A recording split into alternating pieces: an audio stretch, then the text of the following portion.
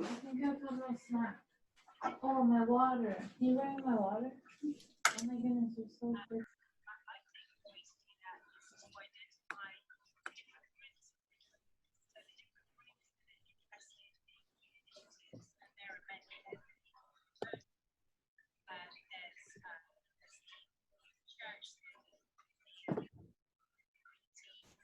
Hi, Beth.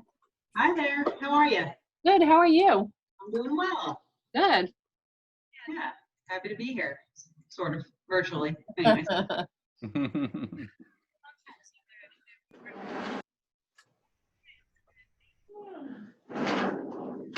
Jim's outside. He's hardly visible. You're like the invisible man. Ah, yeah, I know. I don't know why it's so dark. Happens.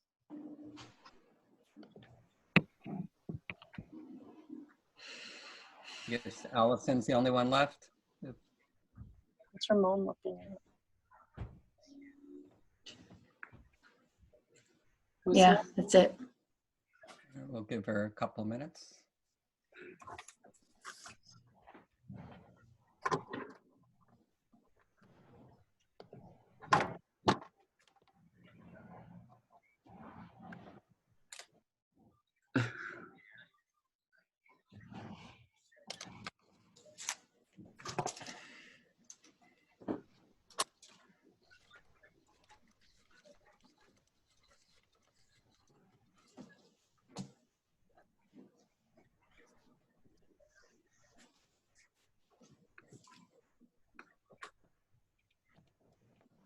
We'll get started. I guess Allison's the only one.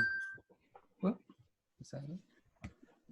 All right, I'd like to call this planning board public meeting to order. It's Tuesday, June 16, 2020, approximately 7:32 p.m. This is a virtual online public meeting.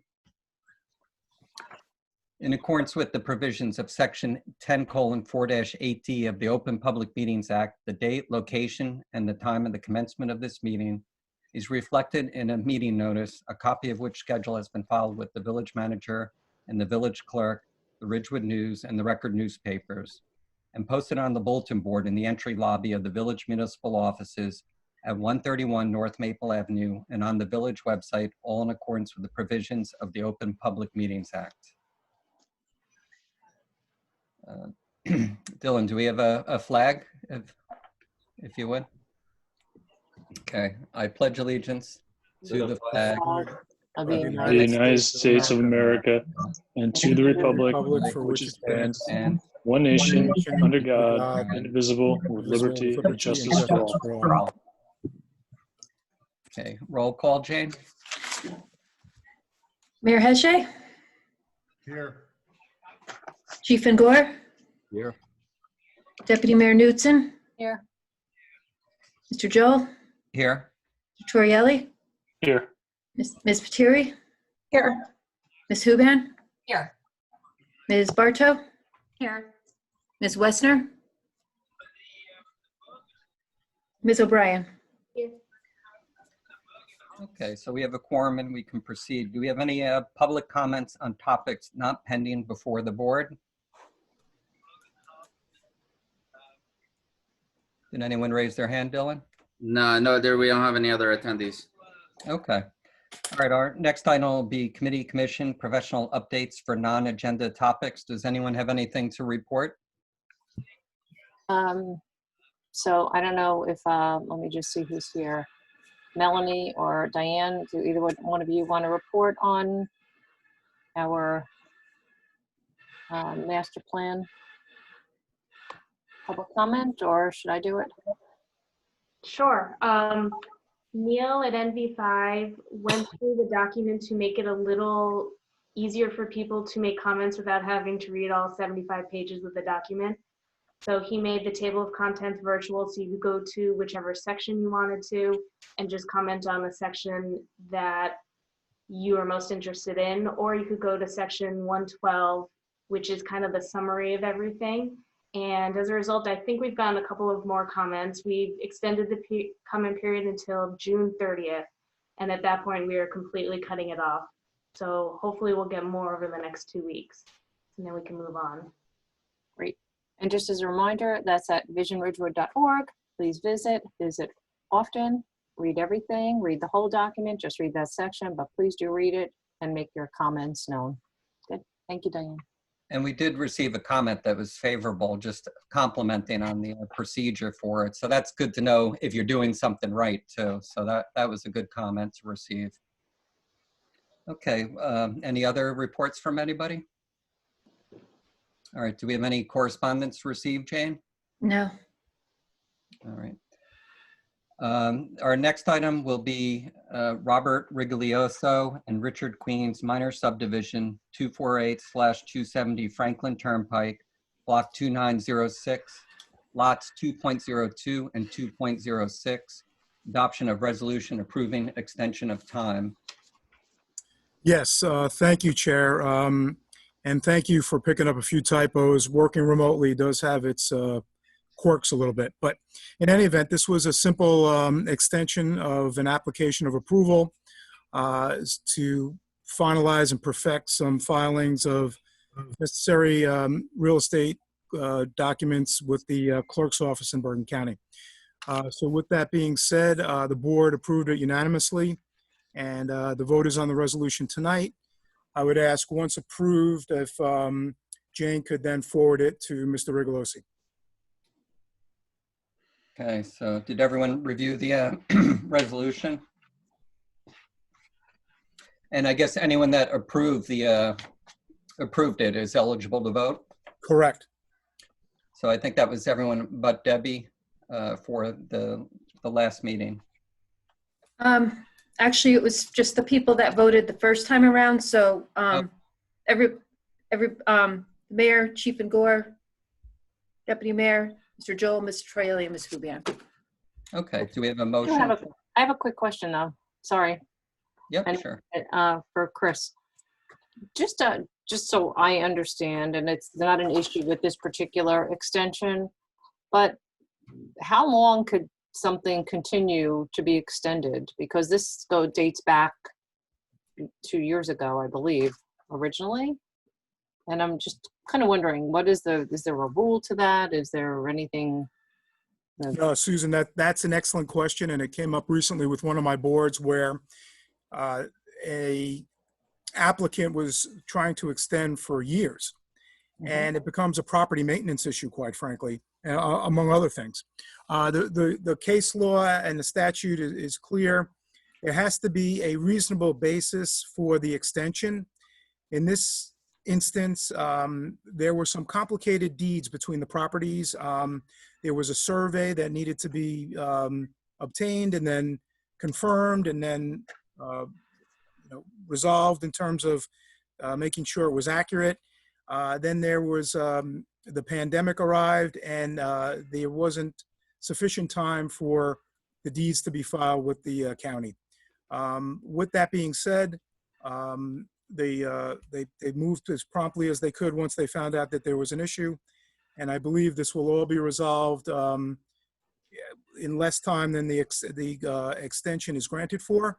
But it's an excellent question. Can you keep coming back every term to try to get a renewal? And the answer is no. You have to have some basis to do so, some reason to do so. Real quick, often you see it with nursing home matters where if there's going to be a nursing home that's built, the DCA must approve it. There has to be state approvals. And if something like that holds it up, they usually grant extensions in that regard. Okay, all right. But like I said, it wasn't about this particular extension. It was just a general question as it relates to extensions. Good, thank you. Okay, do we have a motion on this resolution? I'll make a motion to accept the resolution. Okay, do we have a second? I'll second. Okay. Okay, it's a motion to approve the resolution. Jane, call the roll. Okay, Mayor Hache, Yes. Chief and Gore, Yes. Deputy Mayor Newton, Yes. Mr. Joel, Yes. Mr. Troyelli, Yes. and Ms. Hubian. Yes. Okay, the resolution's approved and I'll sign it. Okay, the next item on the agenda will be public hearing on the third round housing element and fair share plan amendment to the master plan. Beth McManus will be presenting for this. Chris, did you want to give any preview for it, or do you want Yes. to? In fact, Chair, this is a formal hearing as to the housing element. And with that being said, proper channels would be for Ms. McManus to raise her right hand. You swear to tell the truth, the whole truth, and nothing but the truth, so help you God. I do. And state again that you're the village planner, correct? I'm the Village Affordable Housing Planner, yes. Yep. I was just going to get to that point. Excellent. And you are a professional planner licensed in the state of New Jersey, yes? Yes. And you have been such for at least 10 years, correct? Yes. Okay. More than that, but yeah. And you have handled master plan reviews and affordable housing matters for other municipalities. And in that capacity, you're familiar with your materials to present tonight, correct? Yes. And in fact, you've been qualified before by the village in this capacity as well, yes? Yes. And so qualified as a planner tonight for this purpose. Thank you very much. Okay. So, hi folks, I'm back. Last time I saw you guys, I believe it was in very early March. I believe March 4th, I came to the and provided an overview. And so this evening, we're here for action on the housing plan. In the sense that I'm here to present the housing plan for the planning board's consideration and adoption of the plan as part of an element of your master plan, separate and apart from your ongoing master plan process. This element will certainly be incorporated in your comprehensive master plan, but it will stand alone as most housing elements across the state do. So I thought I would now, I know we don't have any members of the public this evening, but I did have a presentation that I had shown before that provides an overview of the housing plan. I thought I might show that again for the record and just to help walk folks that may not be familiar with the plan through that which is included in it. So unless there's an objection from the board, I can share my screen and begin that. Yeah, sure, that's fine. Okay. All right, I'm going to try to keep it brief because I think a lot of these ideas are, or the policies in the housing plan should be familiar to the board. But of course, I'm obviously going to be here for questions and for any discussion that the board would like to have. So with that, give me one sec.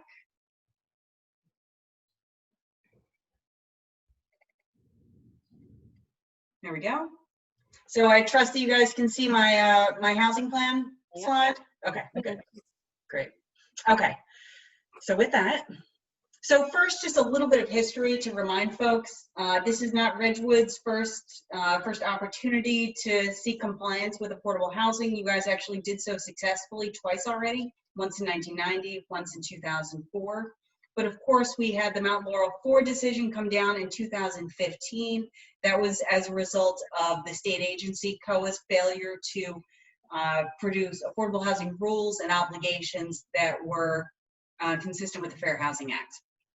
That decision, that's a New Jersey Supreme Court decision, of course, removed jurisdiction of municipal affordable housing compliance from COA and placed it within the hands of our superior courts.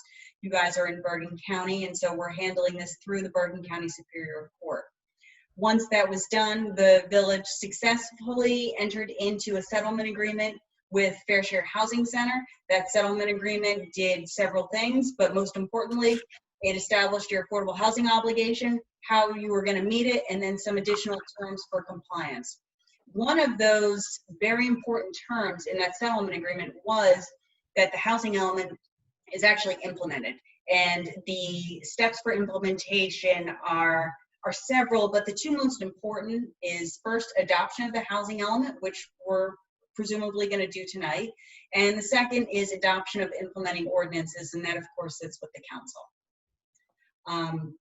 I should also know, as you can see on the slide, not only did we enter into that settlement agreement with Fair Share, but it was of course approved by the courts, which is what triggered the need to go forward and prepare this housing plan. So there are several affordable housing strategies in the plan that I'm going to walk you guys through. The first is I want to start with your realistic development potential. So as the town, as you guys may recall, There are 3 types of affordable housing obligations in a community. The first one is your rehabilitation obligation, and that is a number of the number of substandard units estimated to be within the borough that are occupied by low and moderate income households. The village has a 6-unit obligation that was calculated and set forth in the settlement agreement, and you guys are going to satisfy that through simply participating in the Bergen County Housing Rehabilitation Program. The second component is the prior round obligation, and that's the affordable housing obligation, essentially the number of new affordable units that were required to meet the obligation from the prior round, that's from 1987 through 1999. And then our third round obligation, the third component, is that new construction obligation, the number of new affordable units that need to be created to meet the obligation generated from 1999 through 2025. Now, one of the things that's really critical to how the village has structured its housing plan and how you guys structured your settlement agreement is the fact that Ridgewood is largely a built-out community. And so what that means is that the village is able to take advantage of a provision in the rules called a vacant land adjustment, which simply states that municipalities that have essentially too little land to satisfy the entire obligation can adjust downward their obligation to reflect the number of units that can realistically be accommodated in the town. That's referred to as your RDP, your realistic development potential. And as you can see here, that's 55 units. And I want to note that's a huge difference from your total obligation. So your prior round obligation is 229 units. Your third round obligation is 664 units. There's clearly not enough land in Ridgewood to accommodate all those units, so we went through the vacant land adjustment process, brought that number down to 55 units. And as you can see on this table, there are a variety of ways that we're going to satisfy that. There is an outstanding obligation, if you will, referred to as the unmet need. That's essentially the difference between the total obligation and your RDP. We have mechanisms I'm going to talk about this evening to satisfy that unmet need. However, the mechanisms will not produce enough affordable housing to meet the total prior round obligation, much less the prior round plus the third round obligation. And frankly, that's perfectly okay. That's how the system works. Municipalities are required to put forward an effort that reflects their ability to produce affordable units using alternative techniques like overlay zoning, redevelopment, things like that.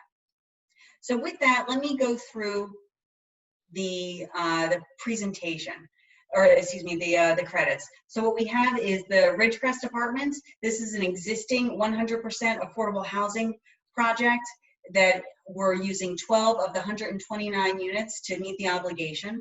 Next, we have existing projects at Woodside Gardens. We have 4 existing family sale units, 4 existing family sale at Broadway condominiums. And then the last 4 projects that you see on this table are those 4 that were interveners in the township's case, meaning that they were essentially participants in your court case for this affordable housing. And one of the things that's unique about Ridgewood's settlement and this housing plan is that you're meeting your RDP using all projects that are either existing or have already received approval.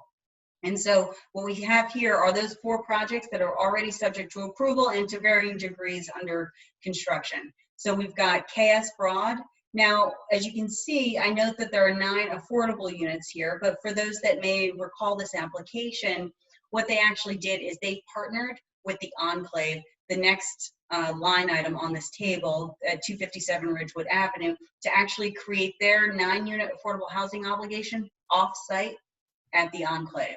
And so the Enclave, while it's reflected here as providing 6 units, the total project, including their on-site obligation plus KS Broad's off-site obligation, is a total of 15. And now those will be special needs units as specified in the resolution.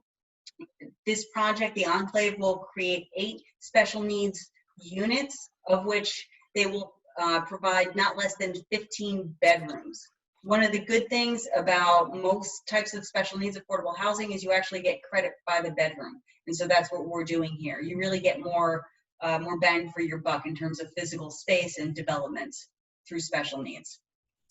Next, we have Ridgewood Dayton, which is an inclusionary family rental project. And then last, of course, we have the 240 Associates project, which is another inclusionary family rental project. And so, actually, one other item. And so all told, this yields, if you look at the table, 70 credits. However, as you can see at the top, we actually have a 55-unit RDP. And what that means is you guys have 15 units of surplus in your vacant land adjustment or your RDP satisfaction. And I think that's going to be very beneficial to you in the future. If and when your RDP increases as new development occurs, this means you have a bank, essentially, of 15 credits that you can put towards that increase in the RDP in case those projects don't generate affordable housing for some reason. So that was one of the biggest advantages I think your settlement and this housing plan offers the village. Next, we have a variety of unmet need strategies that will be used. The first is the downtown B1 and B2 district shown on this slide.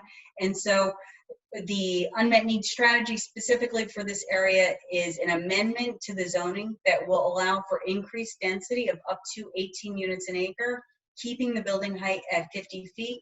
And in return for getting that increased density, the developers will be required to provide 15 or 20% of the units as affordable, depending on whether they're for sale or for rents. Next, we have the North Maple Avenue B2 district. This is similar in the sense that we're amending zoning to allow for increased density, a graduated density based on 12 to 20 units an acre, depending on the lot size. As the lot grows, the density increases. And in exchange for that density, the developer will again be obligated to provide 15 or 20% affordable housing. And we have a very similar situation in the Goffel Avenue B2 district. So again, it's a graduated density of 12 to 20 units an acre in exchange for an affordable housing set aside of 15 to 20%. We also have the AH3 district. In this development, these sites along Route 17 will be obligated to produce an inclusionary housing project at 12 units an acre. And then last but certainly not least, we have the Valley Hospital campus. This site is in a different scenario or a different category of unmet need in the sense that this is not simply overlay zoning. This gives the village the option to produce a redevelopment plan or to provide overlay zoning to the property at 12 units an acre. Also of importance, the Valley Hospital site is permitted to proceed on a different track than the overlay zoning. The village was given additional time to complete the presumed redevelopment study for this site. And so that is all of the zoning changes required to meet your affordable housing obligation. Well, specifically your unmet need, as the RDP has already been met with approved projects that were subject to previously adopted zoning. The one other item that the village will have to do that is not a specific site zoning is referred to as a mandatory set-aside ordinance. And that just simply requires that the village capture affordable housing opportunities when they arise. If a developer comes in to seek a D variance, a use variance, or they seek a new redevelopment plan, presuming that variance or the redevelopment plan includes multifamily housing at more than 5 units, the village will be obligated, if the approval is granted, to assign an affordable housing set aside to the project. There's no obligation to approve the project, but if you do, it's got to come with an affordable housing set aside. And so with that, that's essentially a very quick summary of your plan. In terms of next steps, we obviously need to have the housing element fair share plan adopted. The ordinance is adopted by the council. The council will actually have an opportunity to review this housing plan and endorse it, which is essentially their approval of the plan to be submitted to court for the court's review and approval.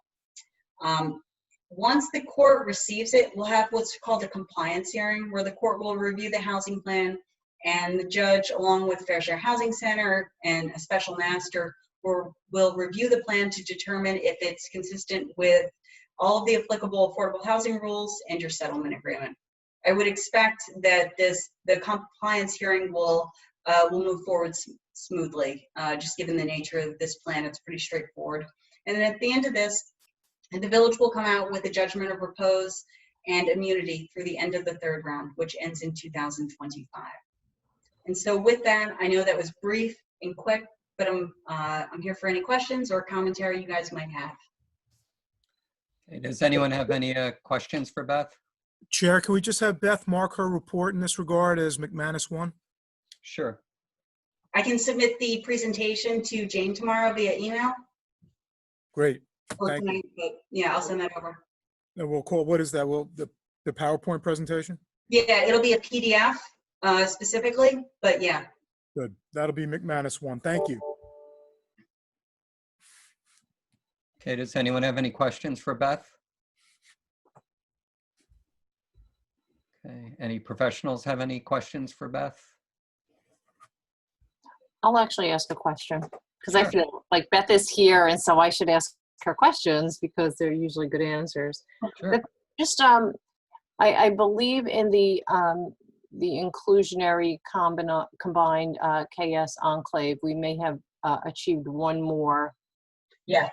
Okay. So what happened to that? So just so everyone understands, we get credit per bed. We get 2 credits per unit, so per bed. And originally that was a 15-unit, 15-bed project, and it turned out that we may have been able to work one more in there. So just for everyone's, so everyone understands, can you just explain what happens with that extra? Yeah, so the approval was not less than 15 bedrooms, and there's going to be potentially a 16th bedroom. So that means that your surplus will go from 70 units to 71 units. And so you essentially, instead of having that 15 units of benefit of ability to exceed your RDP without creating the need to create new units, now you have 16 units to do so. And so I would say it's just one more credit of benefit, so to speak, to the village as part of your compliance plan. Good. And then another question is, I know that I believe it's West Bergen Mental Health on Chestnut has the 4 units, which are special needs. And I believe that those have never been counted in anywhere into our units. So can you just elaborate on what the status is with those units? You know what I'm talking about because we toured that together, right? Yeah, yeah. If the village can get credit for those units, if and when they provide documentation that shows that the units are eligible for credit. What that actually means is that they provide documentation that the units are I think it's a licensed group home, but they need to show that it's a licensed group home. There's a form that I would ask that they fill out that indicates what their licensing is, when their certificate of occupancy was issued, what type of funding they received, all of the items that I need or the court needs to sort of check off all of the individual compliance details to essentially, but what it really comes down to, is it a licensed group home? Is it reserved for adults as opposed to children? Special needs facilities for children are not eligible for credit. And then the other component, the other important component is, are there affordability controls on the project? Is the project required to remain in place and to provide affordable housing, low and moderate income housing to individuals for a minimum of 20 or 30 years. Now, there's an or in there because if they get a certain type of funding from the state that comes with a 20-year mortgage, that's acceptable. If they don't get that specific funding, then they're required to have affordability controls for a total of 30 years. So it's not necessarily 30 or 20 years from today. It's 30 or 20 years from when the affordability controls were put in place. Right, understood. Okay. Any And other did I understand you to say that you already requested they fill out paperwork, or did No, I have not. Made Okay, I did kind of cut out there for a second. Okay, thank you.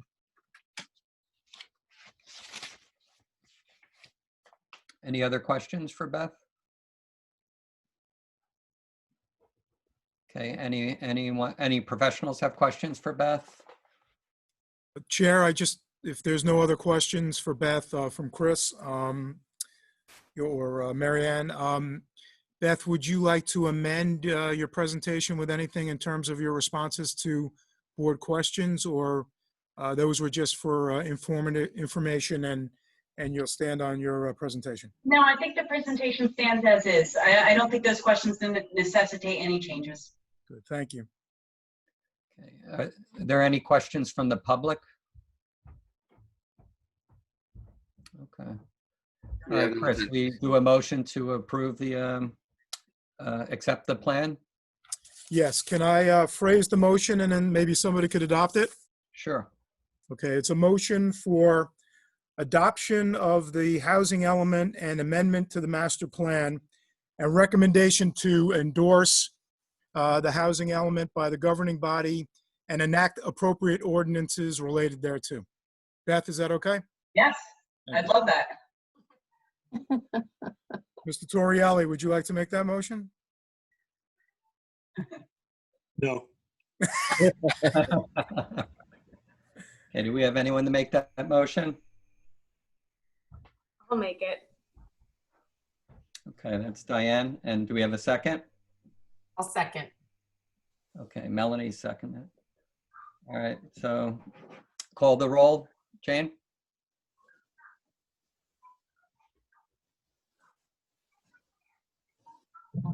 Her microphone's off. Oop. I think she's on mute. Okay. Mayor Hache? Yep. Mayor Hache? Yes. Chief and Gore? Yes. Deputy Mayor Knutson?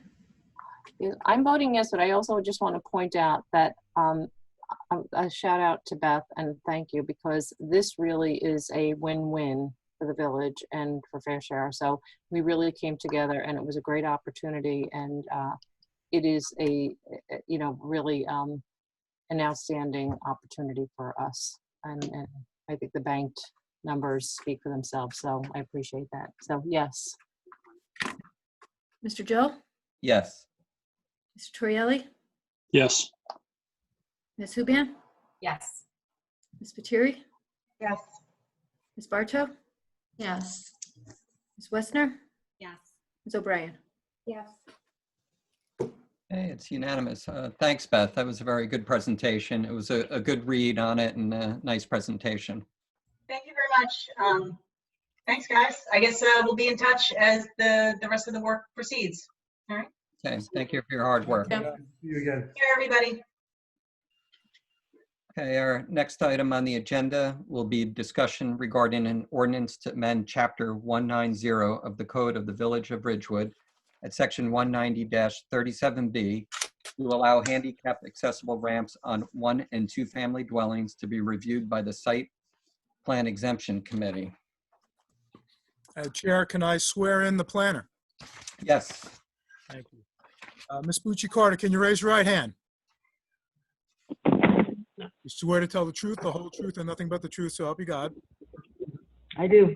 And you are the village planner for the Village of Ridgewood, correct? Correct. And you're a professional planner in the state of New Jersey? Yes, I am. And you have represented numerous municipalities in the past and are familiar with the planning principles and the master plan in Ridgewood, and you're about to testify to it tonight, correct? Correct. So qualified as a professional planner. Thank you. Go ahead. Thanks. I'm glad you didn't put years in there, because I really didn't want to talk about how many years. So, so I just had my ordinance up here, and I want to be able to see you guys while I'm looking at this. But this came about from a discussion with the construction official. Apparently there has been, he's gotten several requests for emergency ramps. And he couldn't get to them quickly because of the current standards. There wasn't a mechanism to address emergency handicap ramps on 1- and 2-family homes. There were a lot of complications with setbacks and materials and timing, And so that out of that discussion came this, and there was I think I did a memo to Heather, making sure that this was something that that we could move forward on and discuss.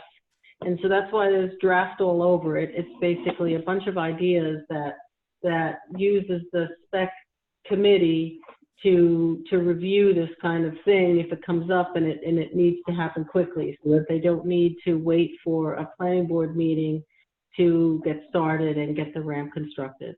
But what we try to do here is identify all of the issues that really would be of concern, and we want to make sure that are in the construction and that are addressed. That first of all, that it only applies to 1 and 2 family homes, and that there's a person in the home with handicap status.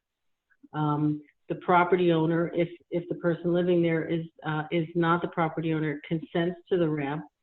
Just as in any site plan application, you need permission of the owner to make the application, or approval of a homeowner association if that is the case.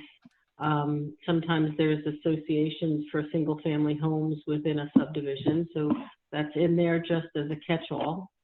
The structure meets ADA barrier-free code, and it's under the 200 square feet because that is the threshold that Ridgewood has for disruption for stormwater coverage. And the handicapped accessible structure would, I'm having lots of pop-ups here and I'm not sure why.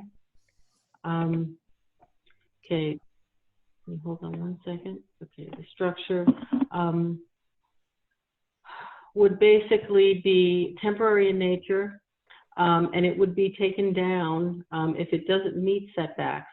That the standard setbacks for the residential district sometimes are pretty rigid, and the whole idea of doing this quickly as an emergency setup would be to ensure that it can happen. But if it doesn't normally meet the setbacks, then it would only be temporary, be taken down when the handicapped person no longer resides at that premises. The setback compromise would be that it would be 50% of what would normally be required. There's a 10-foot setback required, so the closest it could ever be to a side property line would be 5 feet. There's normally a 40 feet setback requirement in the front, so the closest it could ever be would be 20 feet. And it wouldn't be subject to coverage or FAR requirements. And those are the considerations. Now, you don't have to agree with any of them. They're basically put forward for discussion, but it seemed to be a reasonable way to address community needs, especially aging community needs, in a way where it was in a public, in a forum reviewed by professionals with required standards. I think I forgot to add in there that the materials would be found acceptable to the committee. They would be consistent with the materials of the primary home. Any questions? I mean, this was an idea and a way to address basically a problem that was being faced by the construction office. Mary Ann, can we mark the draft proposed ordinance as Village Planner 1, okay? Mm-hmm. Mary Ann, I have a question. Yeah. I love the idea that it's great to have, you know, in the back pocket, but just in terms of the setback modifications, the 50%, if they go outside of that, so let's say it's more like 75%, do they have to, what can they do then? Are they blocked? Do they have to get a variance? Even though it's a temporary structure, what's the next step? Because, I mean, even in there is, it says because it is temporary, you can make this 50% assumption. But if they don't meet that 50, then yes, it would be before the board for a variance. You could make this 50-75. You can change it to whatever. I mean, I chose that because I thought it was a reasonable number. In a lot of places, the minimum setback that you really ever want to encounter on a side yard is 5 feet. And so by doing 50% on the 10-foot setback that exists in the residential zones now, you wouldn't be permitting anything less than what's typically permitted around the state. And so that's why. I mean, you could. There's no reason I could see somebody would want to put it. I mean, if they needed 75%, nobody's putting a ramp, an accessible ramp for fun or for any reason that would be frivolous. Is it smarter for us to make it a bigger percentage or just leave it at that for safe? I'm having trouble hearing you, but I mean, it would be basically, there are different options for design of the handicap ramp. And sometimes when people just come in, if they have no limits, they might come in with something that's maybe, not exactly that, you still want it to fit into the neighborhood and be appropriately sized and visually fit with the building. So by having some standards in there and having it be reviewed by a spec committee that can give them some guidance on some of the options, that's why that's why that was. I guess what I'm hearing from Melanie is that, and Allison as well, we're in favor of this. I mean, we care about people who need accessibility, and we don't want to unnecessarily burden them. True. With having to come to the village to get all sorts of permissions when they have health problems that require them that have these needs. I mean, and I'm not, saying that we shouldn't have any standards, but maybe the standards need to be a little bit more flexible. Is that what you're saying, Melanie? I have two friends in particular who require ramps for children with severe disabilities, immobile, not children that can't walk, will never walk, and they will need these ramps. They've needed them since their children were born, and they will need them through adulthood. And I, as their neighbor or as their friend or as a resident in town, wouldn't care and don't care what it looks like, and I'm pretty sure they don't, if it gets their child safely up and into their home. If it were an emergency situation, I imagine somebody would just be doing their best. It's something that would be temporary and leaving. I think, I agree. I think this is well intended. I just want to make sure we're not limiting people that need this, for some, they're already this is already a terrible situation if somebody requires this. I mean, if I can just jump in for a moment, I think that the fact that this would be temporary, meaning that if they move or if the disability no longer comes to be, it's a temporary thing. But if it's permanent and there's an absolute need, as Melanie has pointed out with some friends and children that she knows, it's a problem. I think that we need to be a little bit lax about the situation personally, but no, I'll leave it to everyone else to further discuss. Yeah, that can be taken out. It's in there because it was one of the, it was moving down the line. It was one of the items that would need to be adjusted by this ordinance. And it's up to you guys to determine how. We could take that out and leave that entirely up to the spec committee. And that would resolve the issue of in unique cases. If they absolutely need it, and they wouldn't have to go to the board in an instance for a setback. The coverage in the FAR is already not applicable, so we could do the same for the setback. Is there a certain size the ramp has to be, a certain width?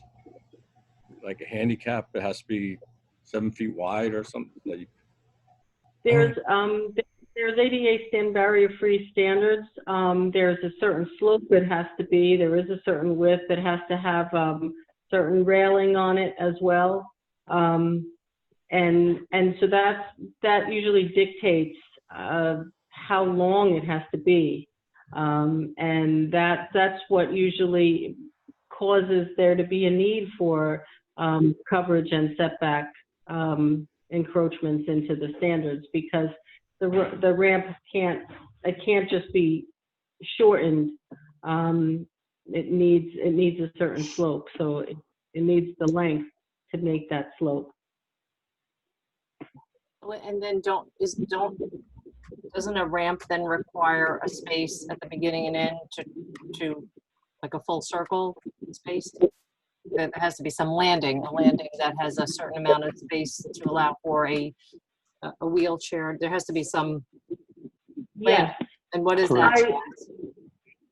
I don't know exactly the numbers, but I did not put that in this ordinance. I basically required that it meet the ADA and barrier-free requirements of that. So those are specific and detailed in state and federal regulations, and we didn't have to restate them here. And the construction official will know what those have to be as part of the spec committee review that would be reviewed.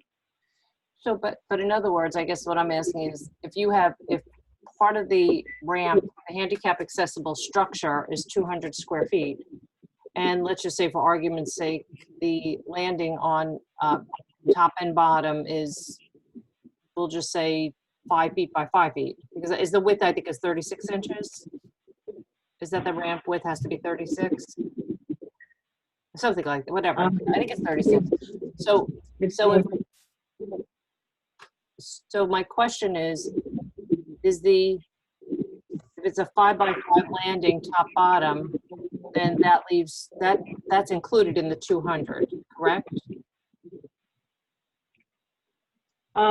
Yeah, I mean, the ramp could lead up to, if there is a porch or if there's already, there's typically already some type of portion of the front of the building that could be used as a landing. There's probably a landing already there attached to stairs if there's stairs that go up. Sometimes not, but usually there is. So the expectation is that will be there already. This is adding on. If we, that's also something that could be adjusted as well. Like I said, I tried to identify all of the benchmarks that came up that would need to be waived or adjusted in order to accomplish this. And the 200 square foot is one of them, but you could waive that in this instance anyway. Right now, that 200 square foot limit applies to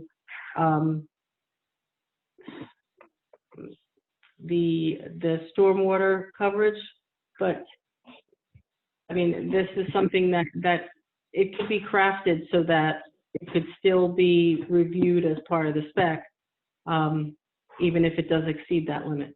So that doesn't have to stop this either. It's a possibility. I think everyone's on the same page that they want to be able to help people. Maybe have a provision in there that the spec committee can deviate when necessary and appropriate. Because I mean, there might be different slopes or different configurations on the property that might make it kind of a different situation. And I think a spec committee will try to make it the most tasteful and the best option possible, for the town and for the person. If they feel that uncomfortable, then they can kick it up to the full board if they have to. I mean, the main thing is to get a ramp for someone to have access without the expense. And I would trust the spec committee to be able to do that without much more than that.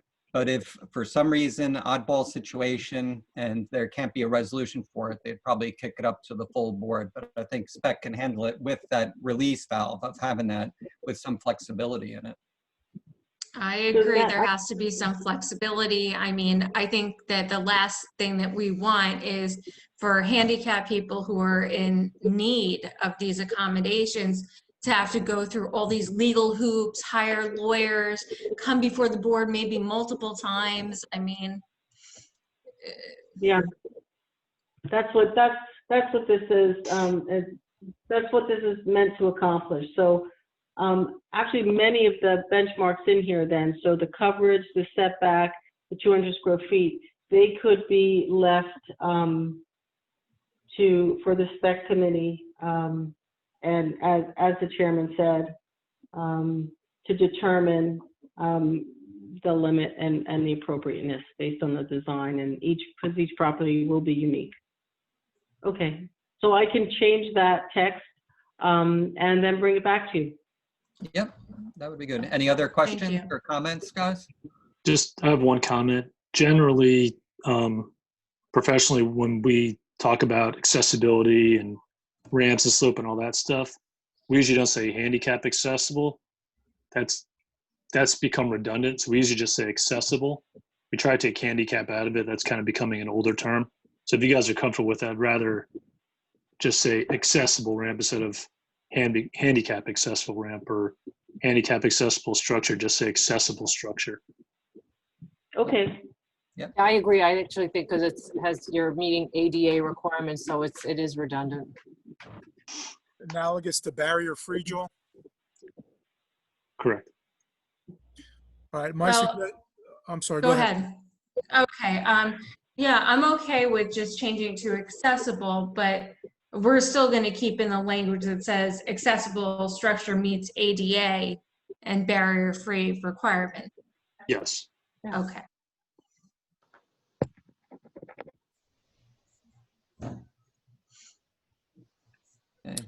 Any other comments? Okay.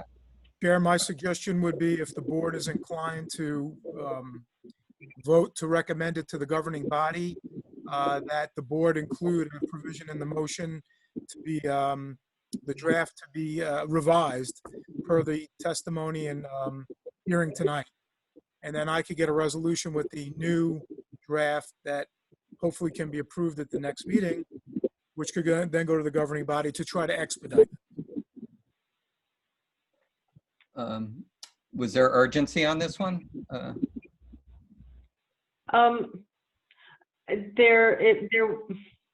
When it was first brought up, it seemed like there was, but then COVID happened and I wasn't asked to push it.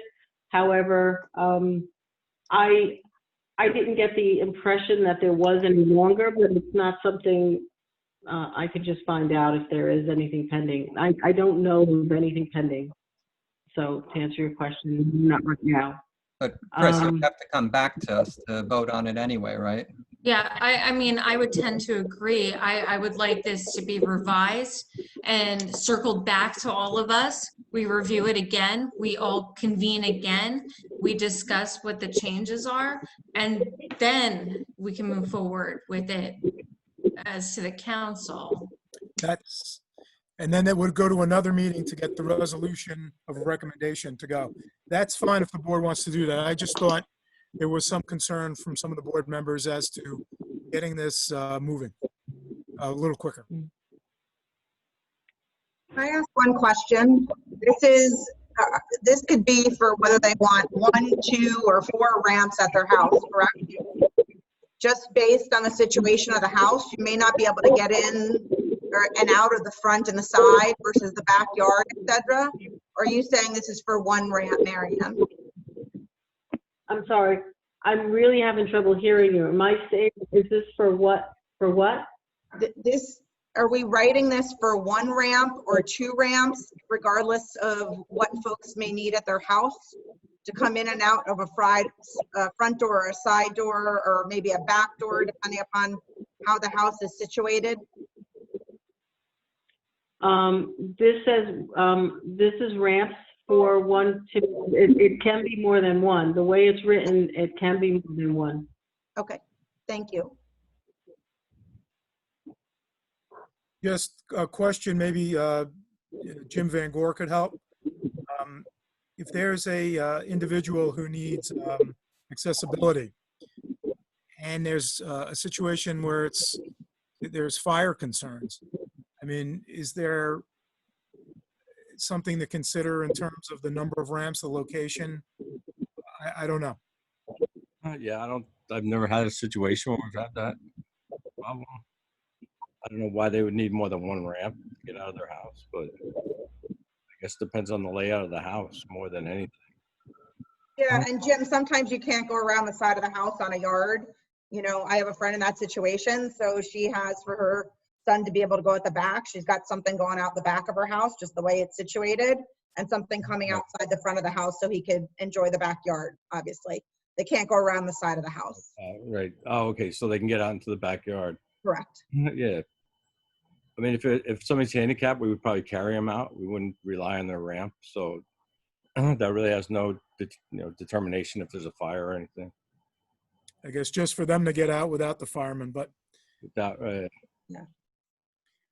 Now, I mean, if it's a temporary situation, meaning that if they decide to move or they're no longer disabled, I don't understand why we couldn't have a ramp so they could enter the front of their front door, for example, or a side door, or etc.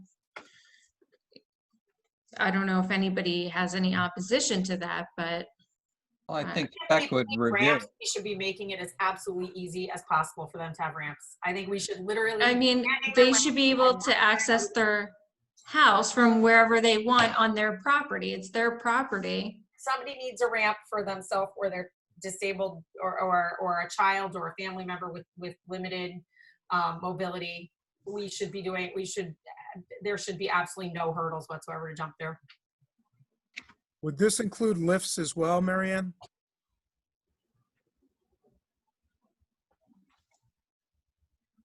Oh, she's on mute. You're Oh. muted. There I you was go. trying to avoid feedback. I didn't specifically add it in, but I can. So that if that's what someone is looking for, that's an option as well. I kind of feel like obviously every house is different, and every single scenario is different. It's like a case by case. I mean, yes. And ramps, actually, there's a house over just east of North Pleasant, and the ramp is made of it's like a walkway, but it's just absolutely beautiful. You wouldn't know that it was a handicap ramp. It's just magnificent. It's beautiful. So I think that each of these is a case by case. They did something that worked for them because of the proximity of the house and the elevation, and it works. It just worked quite nicely. But every house is different. Every situation is different. So I almost feel like we can't be confined to certain parameters. If Fran's house is so different than mine, or Allison's house, or Melanie, everybody's different. So you don't know what the situation is and what kind of ramping it calls for, and what kind of accessibility, whether it's a front door, side door, what their setbacks are. I think this is really one of those situations where it's just a case by case, and we really have to make as easy as possible for somebody in that kind of need.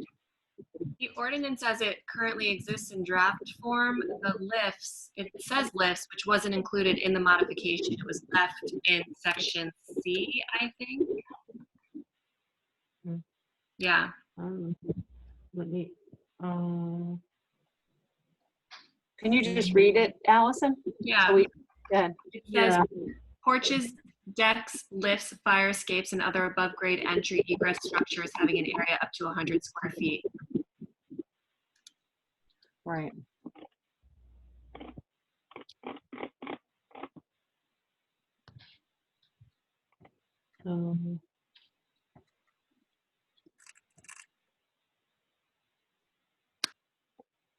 So are we trying to move lifts over to ramps too then? Is that what you're saying? Just in some towns, Rich, the stairs are steep in the house and they can't put a ramp because it could be very dangerous. So they use lifts, and that is written into the code. Okay. The reason that is there is modifying modifying that to take accessible ramps out is because in that section, improvement shall not include any of the following. Because right now that is exempt from spec approval. And so I had to delete that and make it no longer exempt from spec approval. So I have to delete the list section as well and make that no longer exempt. If that's what you want, if you want lifts included.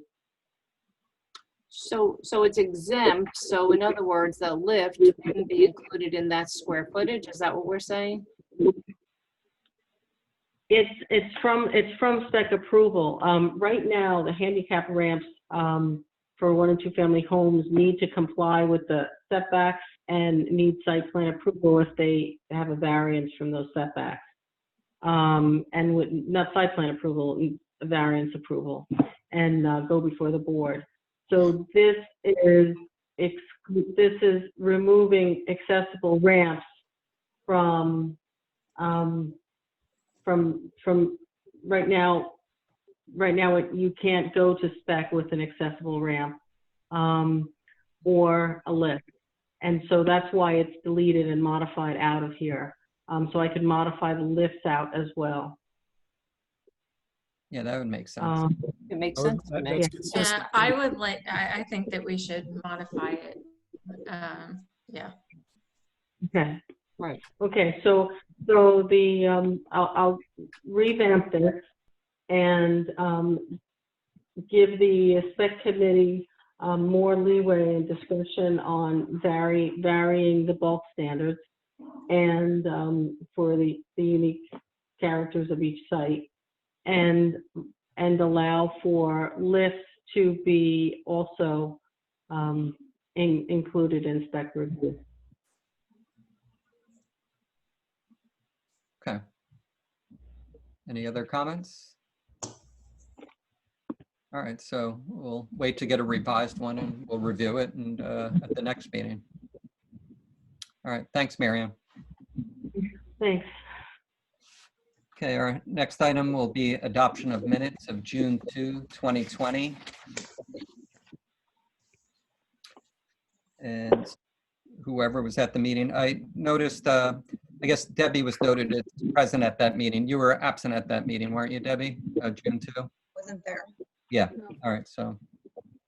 Fran was, you were absent, I don't right, believe I Fran? was at. Yeah, Fran was not there. Debbie was there. Yeah, Francis and Debbie were absent. Okay. Okay. Okay, and there was one typo I saw, I guess, on Rigioloso's 1, 2, 3, 4th line down and over to the right. It's approvals and extension AN, I thought. Take out the D. Okay. All right. Okay. We have a motion to approve the minutes as revised.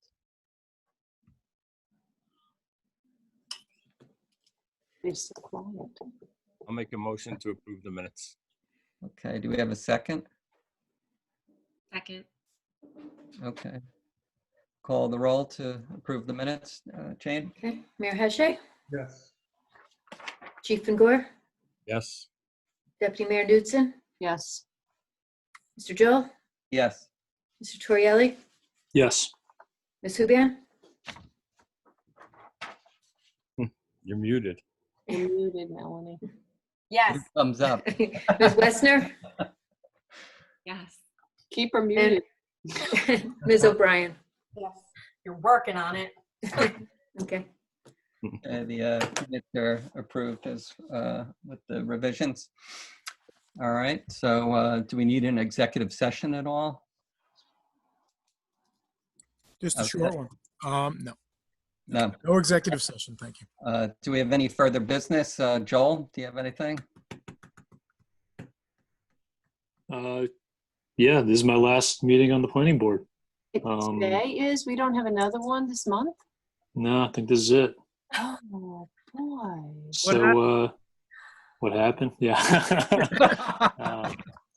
They had enough of me. No, it's been, I realize it's been 10 consecutive years on land use boards in town. And that's a long time, a lot of meetings. And enjoyed it, enjoyed working with everybody, both on zoning and planning. I was actually thinking about it today at my office. Like, my oldest was in kindergarten, and she's going to be a junior in high school next year. So it's like, it's kind of nuts. So anyways, yeah. So I know you guys are going to reorganize at the next meeting like you always do in July, and do it with some fresh leadership.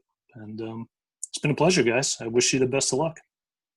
Well, Joel, 10 years of service to the community, to the village. Thank you for that. Thank you for your professionalism, for just, the wonderful contributions that you've made. That's a long time.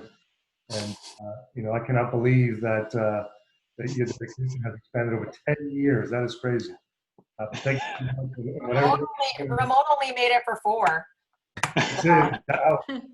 So I hope that whatever it is that you're going to pursue after this, all this free time you're going to have, I wish you luck and all the best. Thank you. So, Joel Torrielli, yeah, so Joel and I seem to go way back on this. And so Joel and I, for everyone who doesn't know, Joel and I served on the Board of Adjustment together. And Joel was by far the most outstanding chairman of the board in the history of the Board of Adjustment. Please don't let that get out to the current board chair, only because I was the vice chair with Joel. And Joel, your time, talents, energy, and effort by far have served the village well. And making a transition over to planning board, admittedly, I was a little concerned because I had been off the Board of Adjustment. I knew that you had really taken it so far and everything was running smoothly and efficiently. And the public was really appreciative that the applicants were appreciative of all the work that you did to make that happen.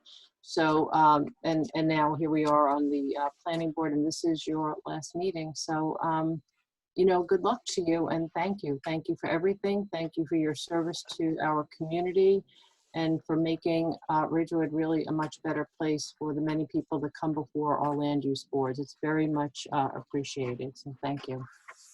Thanks, Susan.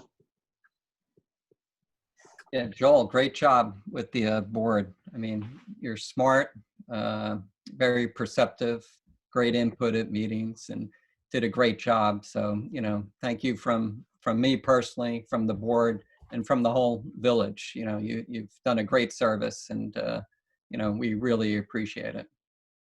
Thanks. It's starting to feel like a eulogy, guys. We got to okay, I'll still be around. Just acknowledging the man. All right, so I say let's give Mr. Torrielli a round of applause. Yay! Thanks, Thank you. I'm going to miss you in the Ridgewood run, Joel. We had the planning board locked up. I'll still be there. I'll Happy buy Father's you a Day. beer, Joel. Thank you. I'll buy you a beer. Yeah, happy Father's Day to all of those dads out there too. Yes. Okay. Do we have any further business? Do I hear a motion to conclude the meeting? Come on, So Joel. moved. Yes, so moved. Yeah. Joel made the motion. Do we have a second? Second. Okay, we have a second from Melanie. All in favor? Aye. Aye. Anyone opposed to concluding? No? Okay, we're concluded. Thank you very much.